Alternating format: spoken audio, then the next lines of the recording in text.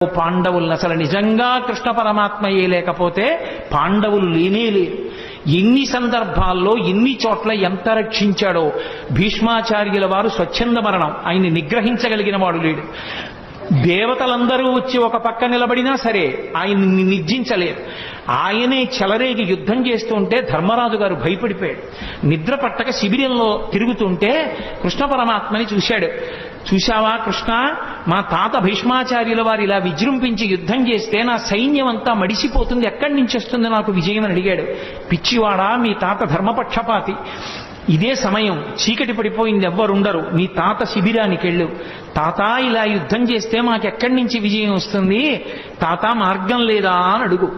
పాపం మహానుభావుడు ఇంతమంది మనవల్ని పిల్లల్ని పెంచి పెద్ద చేసి రాజ్యరక్షణ చేసినందుకు చిట్ట చివరికి తన మనవడి చేత అడగబడ్డాడు, తాత నువ్వు ఎలా చచ్చిపోతావు చెప్పు అని.